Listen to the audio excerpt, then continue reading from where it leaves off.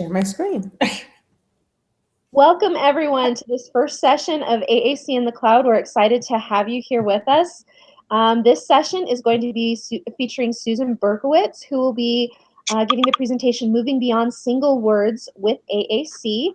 If you have questions, you're welcome to post them in the Slack chat, and Susan will try to address those at the end of the session. But we'll go ahead and turn the time over to Susan. She's the one you want to hear from. So Susan, take it away. Okay, hello everybody, and welcome to the first session of AAC in the Cloud. My name is Susan Berkowitz. I've been a speech language pathologist for 40 years. I've been working with nonverbal kids with autism for 45 years. Actually, as I was just speaking with Melissa, we noted that the field has exploded recently. People are still playing catch up a little bit, but those of us who have been here all along just keep rolling with the advances, and it's been wonderful. So I'm going to remember how to share my screen, I hope. And oh dear, where did my little things just go? Okay, screen share is that one. Okay, so all the little buttons, and all right, is it showing? Yep, you look good. Okay, terrific, good. All right, so again, this is moving beyond one word and looking at making things slightly better. All right. And why is my slide not advancing? All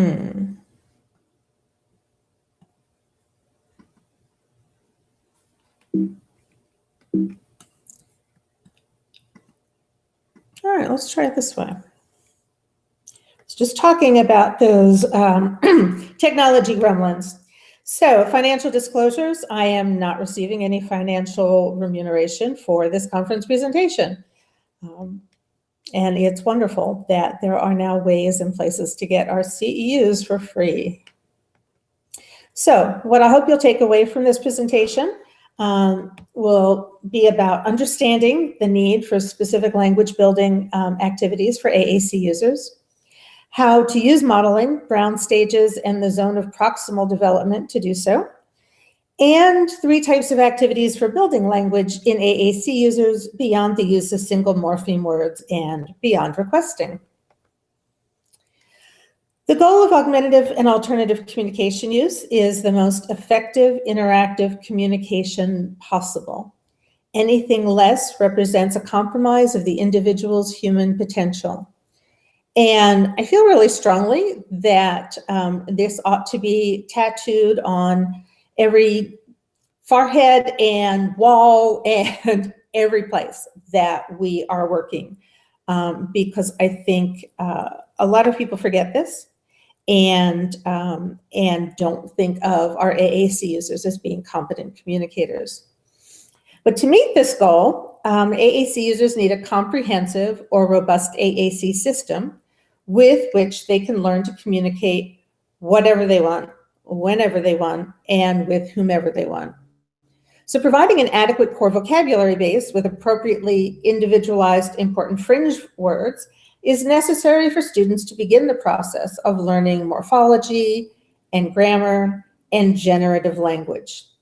And providing morphological markers in the AAC system is crucial for users to access them. And that's sort of like the duh moment. But again, I think we all too often forget a lot of what we've learned. Gail Van Tatenhove, who is an amazing font of knowledge, has identified some specific challenges in language building in AAC. Communication skills are the foundation for learning, and normally, children are generally competent communicators before they enter school. But this is not typically true for students using AAC systems. These students often enter school without competent communication skills and have to work on these skills while they're also trying to master school subjects. Gail refers to Bruce Baker, who reminds us that selection of vocabulary is too often driven by immediate needs and temporary activities. The focus is often placed on concrete words, with the result being that the student has a very specialized but not generalized vocabulary, with an overemphasis on nouns. The programming demands in this model are endless, as those of us who have spent years and years programming devices over and over can tell you. And the results are not more, but actually less linguistic competence. In a survey of 19 speech-language pathologists working with students using AAC devices in a large metropolitan school district, Gail discovered that at least 70% of the time allocated for speech therapy was spent doing non-language therapy activities, such as device programming, device repair, device operation training, and only 30% of therapy time was spent providing high-quality language intervention in all areas of language acquisition, including phonological awareness, pragmatics, syntax, morphology, and discourse development. I love this quote, which I found recently. The silence of speechlessness is never golden. I found this quote in a Light and McNaughton article titled "Communicative Competence for Individuals Who Require Augmentative and Alternative Communication, a New Definition for a New Era of Communication." And I think it serves as a great reminder of what we do, and a reminder that our obligation to our AAC users includes teaching them to use language for all of its powers. So, intervention. We know that language needs to be built in context. Words out of context are not often helpful to students with language learning needs. And we also need to remember, though, that many of our students need far more exposures than typical children to words and structures before they can begin to use them. And they need multiple structured teaching environments. So we've learned in graduate school about form and content and use of language, the rules, meanings, and social conventions of language. And we know, or should know, that language instruction should never begin and end with the names of objects the child wants to ask for, which prompted Janice Light's comment to "There is more to life than cookies." Having spent way too many years teaching kids with autism the names, signs, and pictures of concrete things they could ask for, M&Ms come to mind, sadly, I know full well that the behavioral issues that come with not being able to communicate otherwise are rarely, if ever, alleviated by a handful of M&Ms. The first step, as always, is with aided language stimulation, with convincing communication partners that they need to provide these models consistently and need to continue to provide them even after the student has learned to use some pictures to communicate some things, so that they are continuing to move through each stage of language.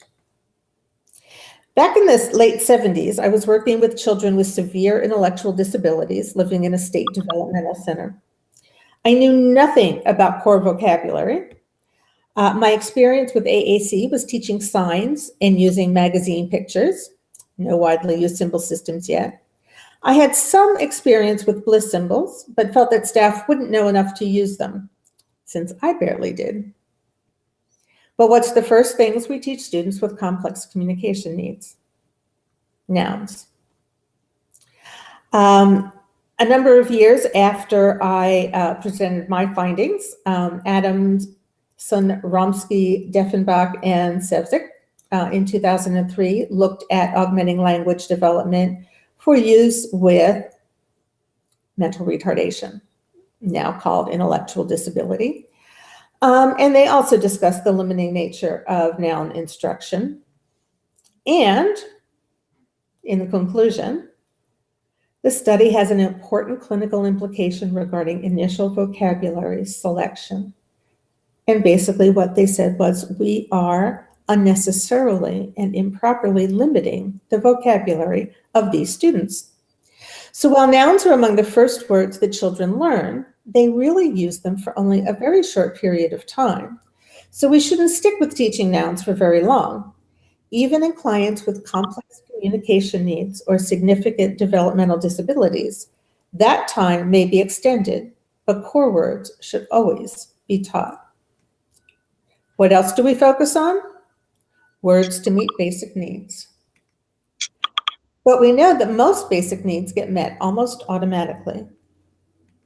What other words do we need to teach? There are approximately 350 core words that make up about 80% of what we say. And I have seen numbers that go anywhere from 300, 400, 500, and that's appropriate. It's not an exact science, and different researchers have come up with different numbers. And practice is finally catching up with research in terms of teaching core vocabulary to all of our AAC users. But there is little research that tells us how to get from single core words to snug. I'm actually dismayed at the lack of research articles that look at building language and competent language in AAC users. Susan, I'm going to break in real quick. I think the slides are not advancing, so we have some people that are looks like everybody's still stuck on the first slide that you were showing. I have put up your slides so that people can follow along, but I just wanted you to know in case you wanted to try to adjust that. But okay, I can slow down. No, they're just still on. It looks like the slides are not moving with on the screen, so we're still seeing that first slide, the AAC users moving beyond one word. So it's not advancing. It doesn't seem like they're advancing, but I have posted the slide deck. Oh, there you go. That moved on. Okay. I just changed the view. Okay, perfect. So sorry, I apologize for interrupting. The slide. No. I want people to be able to see the presentation. That looks perfect. So go ahead, and I will stay out of your hair. But thank you. No problem. Thank you. Okay, so and if anybody wants me to back up a little bit, I can. In the interest of time, though, I think I will continue, and I apologize for that. See, the technology gremlins are at work. Okay. And now it won't let me move. Okay. So we may end up looking like this. Okay, you can still see my screen? All right. So the increased use of core vocabulary and aided language stimulation helps to move AAC users beyond those single words, even when the single words are core words. The use of core is helping to move students beyond single words to snug, and we will get to that in a minute. The use of core is getting some AAC-wide application, but there's still not a lot of information about moving those students to phrases and sentences. For the purposes of this presentation, I'm going to use aided language stimulation as an umbrella term to include aided language stimulation, aided input, natural aided language, aided AAC modeling, and any other variables that have changes and differences to each other, but we're going to just dump them all in here for expediency. So we know that AAC is for anyone who can't meet all their communicative needs with their speech or other communication modes. According to Kuhlman in 2014, we should implement AAC when speech isn't meeting a child's needs across environments and contexts. So then we use AAC as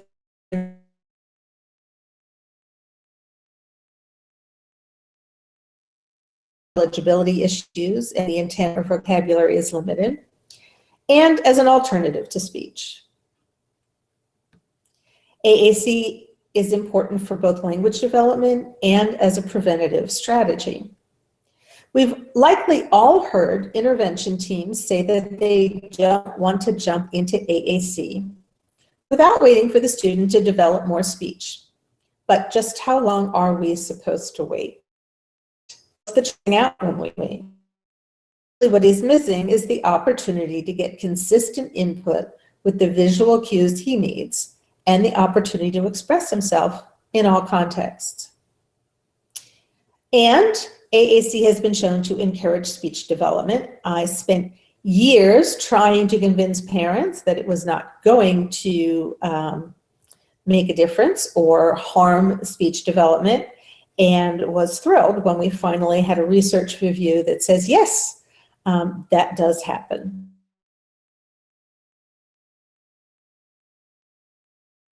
Neurotypical language development inform AAC intervention.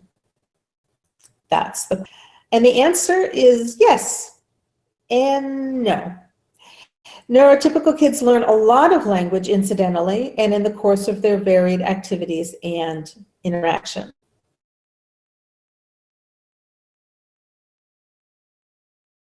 AAC is different through typical means, according to Blockberger and Johnston in 2003, which you can find on ASHA's Key Issues site. The authors point acquiring AAC. These children likely had a reduced means of expression and ability to control communication interactions. They probably had fewer opportunities for exploring and interacting with their environment. During the language learning process, AAC users depend on someone else to provide vocabulary and content for their AAC system. And there may be few communicators who can model language using the same form.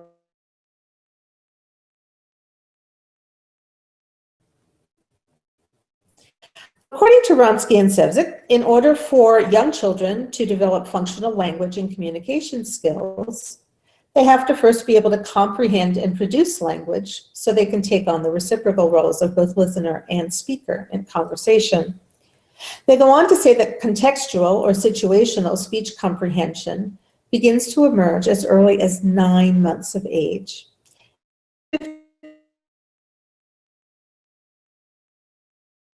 Without contextual supports, according to an article by Benedict in 1979. And as we know, this understanding leads to production or expressive word use. So those neurotypical students often learn by just listening. They don't always need structured opportunities and activities or specific teaching strategies. They engage in social and academic interaction,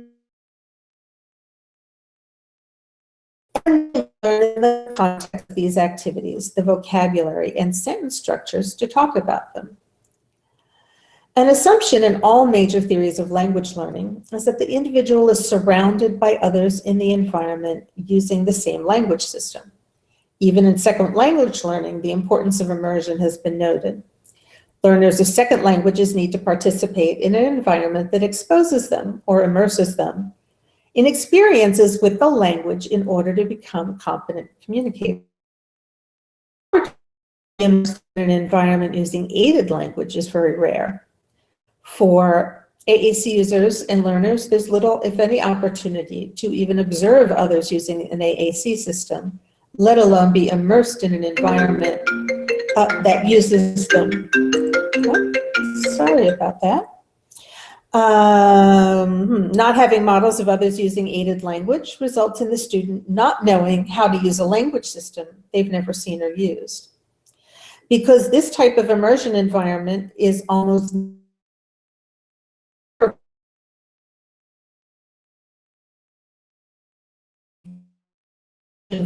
closed, which uses verbal language, and the language system they're being asked to use, which is a picture-based system. AAC users are often denied access to these activities, not engaged in the same types of activities as their peers, and they need more structured, specific opportunities for learning language.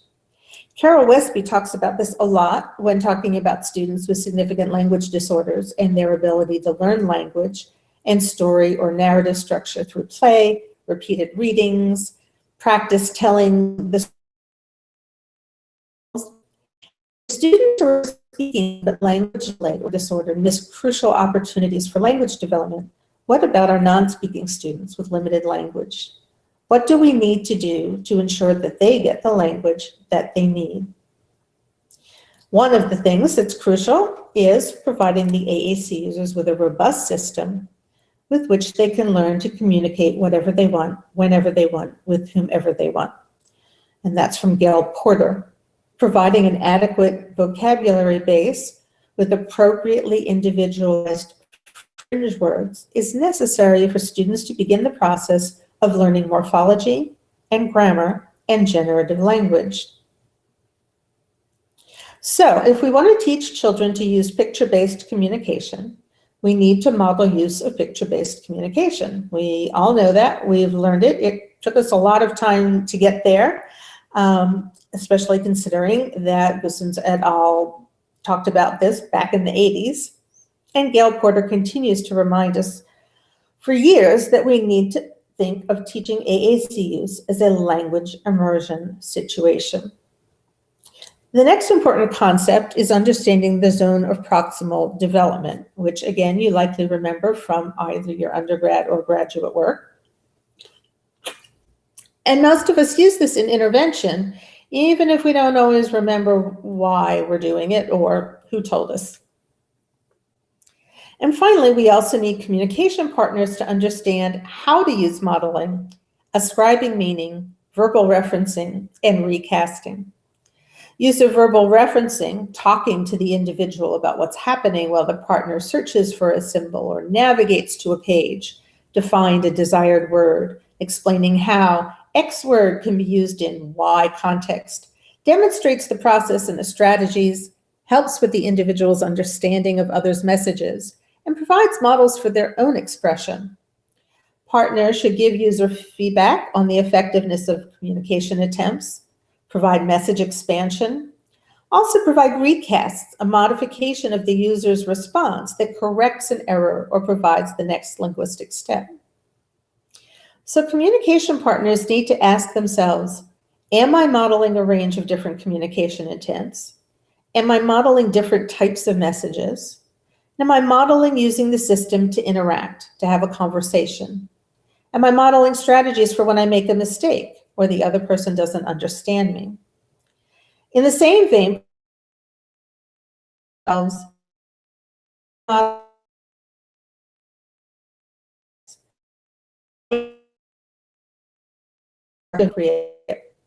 end result is that the individual's knowledge of the vocabulary and of language skills will increase. There should be increased mean length of utterance, better syntactic skills, and more varied use of communication functions. But, as I said, where neurotypical kids learn language incidentally, AAC users need more specific, structured, explicit instruction. Two-word combinations, at a minimum, are necessary to convey meaning when one of those words is a noun. Apple. Okay, what about an apple? Do you want an apple? Did you drop an apple? Is it a good apple or a bad apple? Do you want more apple? These core words carry the bulk of the meaning and convey many intents. And listening to people speak around them is not the models of the language they need to use, which is why we've learned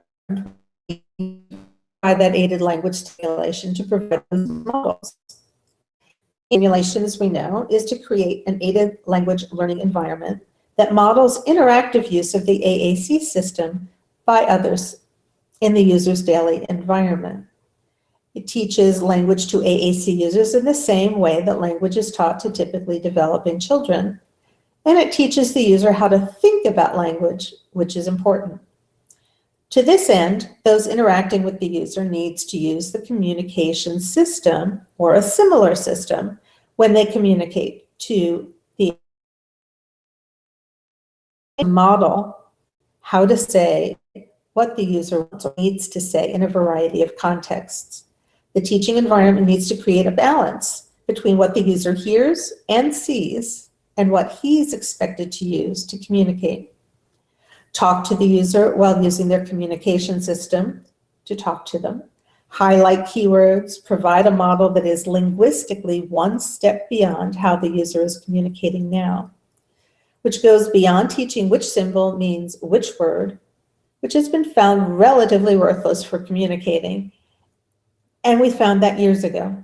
I presented a paper at the ABA conference in 1980. and in which we talked about how we taught using discrete trials, picture discrimination, and discovered that we could put those pictures in the students' communication books and they still had no idea how to use them. So what's the goal of our AAC intervention? Lots and lots of parents over the years have told me they just want to know what their child wants. But our goal has to be much more than this. We want them to be the most competent communicators they can be. And that means building language beyond single word requests or even I want statements. Our goal is spontaneous, novel utterance generation, the way the rest of us use language. What we know is that those of us who speak use SNUG, a small number of core words, for about 80% of all our messages in numerous different configurations. Research has consistently shown that providing students with a limited vocabulary and little or no chance to learn morphology and grammar severely restricts their communication development. Too often we get stuck at the single word or even two-word stage, and we get stuck at requesting. We get wants and needs met and think we've done a good job. According to Light in 1989, in order for students with complex communication needs to develop competence, they need to have sufficient understanding and use of the linguistic code. And unfortunately, too many AAC systems are insufficient to develop this language. They're not actually true language systems, as Light reminds us. She says they are essentially semantic systems that include sets of symbols to convey concepts, but have no inherent syntax or morphology. And again, how do neurotypical kids learn language? By listening to the models of adults and older children around them. We provide casual or incidental teaching all the time when we talk to kids and give them models to emulate. But for children who need to use pictures to communicate, we rarely provide those models of how to communicate with pictures instead of spoken words. And again, without these models, these children find it particularly difficult to learn to use the language mode we're providing them. And this language modeling needs to continue into the development of morphosyntactic structures. Two other factors that compound this lack of appropriate models. Neurotypical children learn while doing. They're usually afforded more opportunities for learning during structured activities. They belong to sports teams, scouting, outings with families, where new vocabulary is encountered along with new activities, and their vocabularies expand with each encounter. Neurotypical kids aren't only given more opportunities, but they're also spoken to, read to, and played with more often. They hear more language related to opinions, questions, information, greetings than our AAC users. AAC users are often taught only nouns, and these for requesting or labeling. I recently came across this quote from Russell Cross, who posted it in response to a question in a Facebook group for speech pathologists who work in AAC. And I'm not going to read it to you, and it's rather long, but you can read it. And it's a linguistic take on picture-based communication, which may be a little different from the way that many of us think about this. A word, he implies, can be coded as a picture. The pictures can be combined in sequences in the same way the rest of us use spoken words. Shouldn't be a novel concept, but for some reason, it is. Our goal is not to have students mimic back to us the models we provide, but to have them learn from our models and be able to produce their own unique utterances. The bottom line is, they need us to give them the tools to construct meaningful language so they can be competent communicators. They need us to provide them with the tools of morphological development, which many AAC systems fail to do. So we've learned, after years of missing the boat, that we really need to give AAC users the tools to generate language, not just use rote phrases on whole message buttons. AAC instructional strategies must include the use of aided language. Communication partners must model use of AAC for students to learn to use them effectively. Communication partners should also use symbol-assisted input to enhance comprehension, and communication partners should provide feedback and scaffolding to help make the students' communication more effective.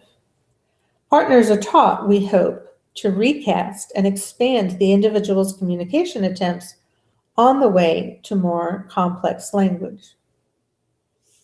So, as I said, we need to provide that aided language input, and we know this, but too often, two things happen. One, often the adults interacting with the AAC user don't provide aided language stimulation, or if they do, it's inconsistent. So the user doesn't get the type of instruction they need and may get stuck with less vocabulary, fewer functions, and use of only single words. Or, second choice, the adult partners provide aided input just long enough to build a vocabulary that is mostly nouns, maybe some core words, and they stop at single word requesting, mistakenly thinking that this is enough, or as much as the student can do. But in our modeling, we're told to provide input one step beyond where the student is currently functioning. And so what this means, in part, is that for all of our students who can make a one-word request, we need to stop getting stuck there and to move them into 2- and 3-word utterances and not just, I want, and into sentences. And this is where Vygotsky's zone of proximal development comes in. He defined this as the distance between the actual development level as determined by independent problem solving and the level of potential development as determined through problem solving under adult guidance or in collaboration with more capable peers. In other words, the difference between what the child can do independently and what he can do with scaffolding. What this means for AAC intervention is that we need to consistently and systematically provide modeling and intervention, not just where the child is functioning, but keep moving beyond. We all learned about Brown stages, of course, but for some reason, when confronted by a child who doesn't speak, has multiple challenges, needs an alternative mode of communication, we think there should be a different progression or less of one, or that we need different materials and strategies, which is where Brown stages come in. While we know that some things are different about building language in AAC users, like the need for aided language stimulation with pictures, partner training, some things are the same. But we also know that our AAC users don't get intervention until they're already way behind their peers. They rarely come to school already being able to communicate. Often, they're just learning language at the same time they're in school trying to use language to learn other things. Acquisition of grammar, both morphology and syntax, can be especially challenging for AAC users.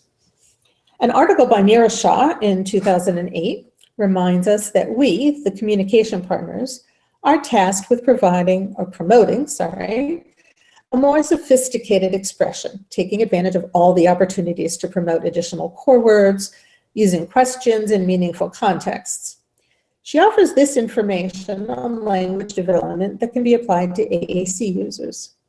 You're all going to recognize this. Singular precedes plural. Mine is the first pronoun class and first quantifier.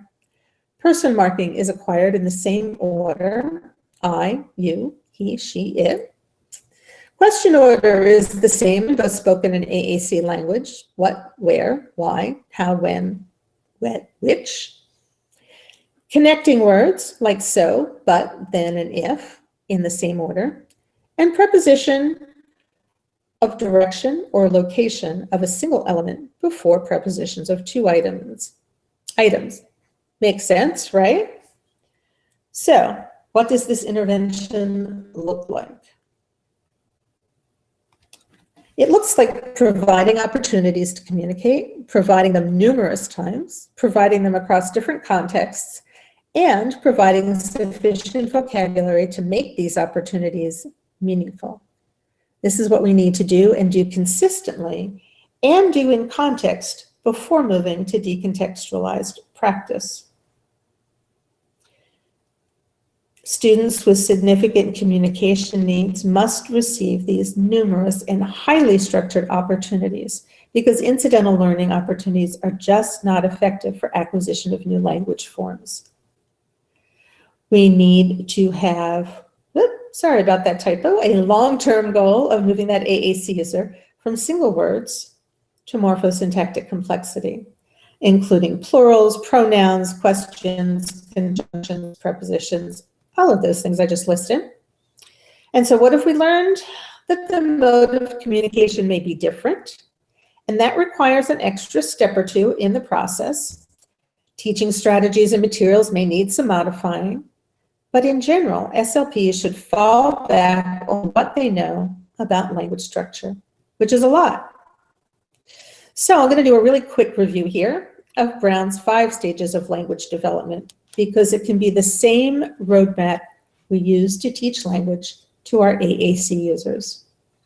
Rather than continuing to add more nouns because they're more concrete representations, we need to find ways to add more core and more morphological markers. So in stage 1, the individual begins to combine core words, demonstrating understanding of some semantic relationships. And those core word combinations in Banerjee et al.'s famous 2003 25 core words include mine, find it, see daddy, up here. So we hear agent and action and object constructs, single word negation, early questions, and serial naming, but without the and. So our AAC users need to have access to more core vocabulary. A page full of nouns like truck and Skittles doesn't help students build word combinations. And as Ho points out, if we include words that toddlers actually say and model the combination of these words using aided language stimulation, our AAC users will start to combine core words. Stage 2, we start to build in morphemes, including ing verbs, ed verb tense, plurals, possessives, and a couple of prepositions. So an AAC user needs access to these morphemes in their device. By stage 2, we've got 2.5 to 3 morphemes. But most systems that offer grammar support require reading, and too many of our AAC users aren't literate. Often the morphemes change location based on what page the user is on. So it's possible, but not easy, to construct grammatically correct utterances. But with a lack of stability of location, we can't teach students how to find them and use them consistently. By the end of stage 2, most children are using the subject plus verb plus object construction and some negation changes. By stage 3, there's development of basic sentence structure and the ability to ask and answer some questions. What is often the only question provided on speech generating devices. Also not and don't are often missing. Yet negation's a key core concept that children need to have and to use. By the end of stage 3, we've got verb forms increasing and more auxiliary verbs appearing. And then we hit stage 4, where children learn more complex sentence structures, including regular past tense, third person regular present. Negatives are used with auxiliary verbs, and the speaker changes word order. Articles appear, and at this stage, the mean length of utterance is 3.5 to 4.5. Children are between 3.5 and 4 years of age. So if our AAC users don't have these skills before they get to school, they're going to have a difficult time doing school-based tasks. We can use typical children's developmental processes to guide us in providing AAC systems and intervention for individuals with complex communication needs. We need to provide the words and morphemes used by typical young children in their AAC systems, and we need to model their use. As children develop awareness of the rules of language, they understand that words have parts and that those parts are important. By second grade, when students are 6 to 7 years old, children understand word endings, roots, and affixes. They're using word endings on verbs and nouns and begin to understand word meanings based on morphemes. Studies show that literacy helps to make children more aware of the parts of words, but our AAC users don't often get that far. Literacy skills, like many linguistic skills, are not taught to our non-speaking students, providing yet another place where we drop the ball on language development. Because exposure to print is key. Children need to see words as well as hear them. While students need phonological awareness to develop literacy skills, they also need morphological awareness in order to understand more complex words. So, when even the youngest children develop syntax, why don't our AAC users get there? I think we need to look at our intervention efforts and where we're falling short and failing our AAC users with less to our speaking out of uncertainty. Our instruction needs to include semantics, syntax, and morphology. And in case you forgot, Brown has 14 grammatical morphemes.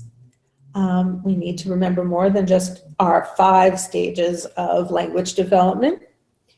So in the same order as I have them listed on the slide, we have boy jumping, prepositional phrases,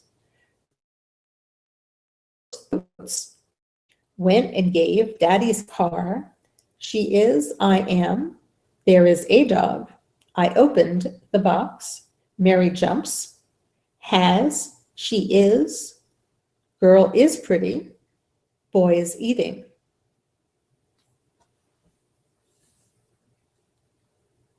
Morphology is the study of word structure. Syntax is the study of the combination of words to form sentences. And AAC users need in structured AAC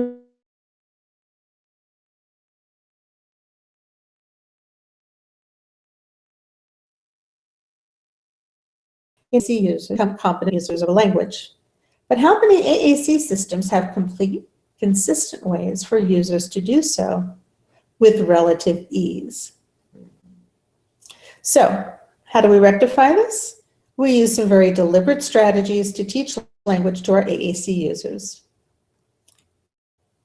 Descriptive teaching. And any of you who read Gail Van Tatenhove's work or see her in person, her descriptive teaching is a revolutionary concept. So one way to make language learning more meaningful has been developed and discussed by Gail Van Tatenhove, who talks about descriptive rather than referential teaching. In most classrooms, you'll find teachers asking referential questions or focusing on labels, the names of people, objects, places, dates. But with descriptive teaching, we engage students in higher level thinking by asking and using language to describe, define, compare, talk about beyond naming. We begin to build generative language when students use it green or heavy one or not like. Gail's provided us with a perfect roadmap to increase students' use of AAC and generative language with core words. She has a wonderful handout about generative language and descriptive teaching versus referential teaching, which includes an example of the story, The Three Billy Goats Gruff, rendered completely in core words, with modeled story phrases or paraphrased parts of the story, including, I am going to eat you up. Do not eat me. Wait for him. He is big. You can go. I will eat him. All core words. In her handout on normal language development, generative language, and AAC, then Tatenhove offers suggestions for how to move from a starting point of core words to building morphology and syntax. Her handouts, by the way, are available on her website. If you haven't seen them, it's a great place to take a stroll through. So how do we apply this information about Brown and descriptive teaching? Basically, keep the system growing along normal language development lines and look at our teaching styles differently. Referential style requires access to ever-increasing content vocabulary, which means ever-increasing time spent programming devices or making new boards or book pages. Requires the least amount of critical thinking or language production, which can keep our students at the single word level and does not meet the Common Core state standards. And it puts the greatest memory demand with the least language learning payoff. Students must continually find new vocabulary rather than using core vocabulary to generate ideas. In the classroom, teachers tend to ask the kinds of questions that rely on short answers, using content-specific vocabulary that is specialized, changes daily, weekly, or monthly, is curriculum-driven, but with limited or no usefulness outside of the classroom. Answering these types of questions requires students to have access to hundreds of new words, words someone has to program into their devices. And rather than learning how to communicate, students learn how to answer questions. In contrast, descriptive style accesses a body of high-frequency words, beginning with the beginning 50 to 150 core words, requires more integrated thinking, and allows focus on lessons rather than symbol finding. She follows this with a review of functions of communication, which again can guide us from single words to two-word utterances and on to 3 and 4+ morphemes in words. In the descriptive classroom, students fit what's new with what they know.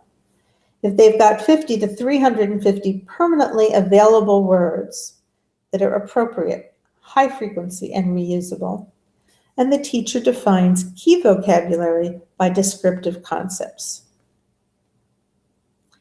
In her descriptive model, having words from a variety of word classes is important, adding words from personal core, developing verb phrases and noun phrases, and expanding language, developing an intervention plan for a full range of communication functions, and make a natural language board to use for modeling. AAC users do not necessarily need more or different activities in intervention, and I see SLPs get hung up over this a lot. But if we remember that we do know how to teach language to students with minimal skills, the only change is the mode of student response. And then SLPs begin to relax a bit more about providing intervention to AAC users, even if they've never done so before. So what can we do differently in the classroom and therapy? Learn to phrase questions to elicit more descriptive responses. Less reliance on specific vocabulary, more use of core that's always available. The words are chosen based on frequency of use, typical language development, and descriptive talking needs. An example from Gail is the states of matter.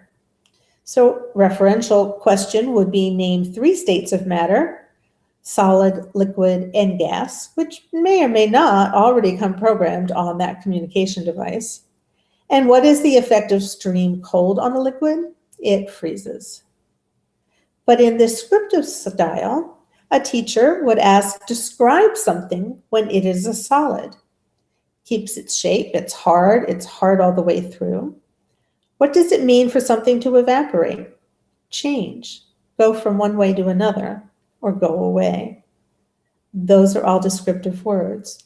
And in fact, you've seen that you're actually teaching language and building knowledge and higher order thinking skills. Strategy number 2, Using different contexts foster development of language systems. And I realize I'm running out of time here, so I'm going to walk kind of quickly through this, since you do have the handout and you can read it on your own. So again, we rely on modeling of AAC to provide the input needed for children to develop longer messages. But there have not been studies that isolated the impact of aided language stimulation. We don't actually know how much it's a part of intervention programs. And there doesn't seem to be a body of information that tells us how to facilitate development of phrases and sentences in AAC. Families with children with complex communication needs often have fewer leisure activities or opportunities. Often these families break into smaller groups so that only some of them participate in activities. And thus, again, we have limited our AAC users' topics of communication. I love this. Sharing fun activities with kids and one another is probably the most important thing we can do as a family. One important leisure activities for building language is reading, but families with young children who use AAC are involved in far fewer leisure literacy experiences. Often this is a side effect of the need to spend more time engaged in activities of daily living or medical procedures. There are 3 ways to use books to promote language through reading that can be used with our kids with complex communication needs, and here they are. And strategy 3, the use of the Common Core state standards and general ed curriculum to guide language development. Purdy also recommended using core vocabulary and what we know about normal language development. She suggests using the Common Core state standards for ELA to support our goals for language learning. She uses the linguistic profile of the AAC profile from Tracy Kovacs for moving from communication awareness to communicating with meaning, communicating by combining words, and eventually communicating with syntax, morphology, and refined language. She chooses the kindergarten strand, for example, for identifying details in stories with support to that level of support not provided in 1st and 2nd grade, by 2nd grade specific WH questions, to 3rd grade specific WH questions can be answered with less support. 4th grade, they're expected to demonstrate understanding of details in the text, and by 5th grade, to identify words in the text to answer a specific explicit question. We have just taken that one language skill. We have worked it all the way from kindergarten to 5th grade and moved the language learning along. And again, there are more examples for language stage 1, emergent use of single symbols and a simple objective. And she says, identify the essence of each standard as it relates to language development, determine whether it relates to form, content, or use, and determine the next linguistic step. I've thrown in a little bonus, using routines and daily activities to choose key vocabulary. And we all know that routines are the heart of language development. It's what we spend an awful lot of time doing. So take advantage of those times to build language. Again, leisure and literacy. One of my favorite activities is to make individualized books from family or classroom activities. Students I've worked with can spend hours looking at books about themselves with pictures and text about events. Sometimes I combine this with activities of daily living routines, and I gradually add more and more text to the pictures. Combined with read aloud strategies, these personalized books and traditional trade books, again, are a vehicle for building language. And I'm going to stop to make sure that there are no questions, Melissa. There haven't been any that come through yet, and we are about out of time so that we can start the next session. But Susan, thank you so much. I really appreciate all that you've shared here. Yeah. And thanks for working through a couple of technical difficulties with us. But there are always technology gremlins. For sure. But thank you very much. If anybody has any questions, if you'd like to post them quickly, we can try to get that get those up, but I think we are just going to close out this session and move on All right. to the next. Thank you, everybody, for coming. Thank you, Susan. We really appreciate what you've shared, and your video will be available on the website. Actually, it'll be up almost immediately. So if anyone needs to go back and reference anything, feel free to do that. Her slides are also available in this track. So and I am always willing to answer questions. So reach out at any time, and I'll be happy to try and answer your questions. Thank you, Susan. And I don't know that my email address is on the slides, but you can always find me at languagelearningapps@gmail.com. So thank you. Perfect. Thank you so much, Susan.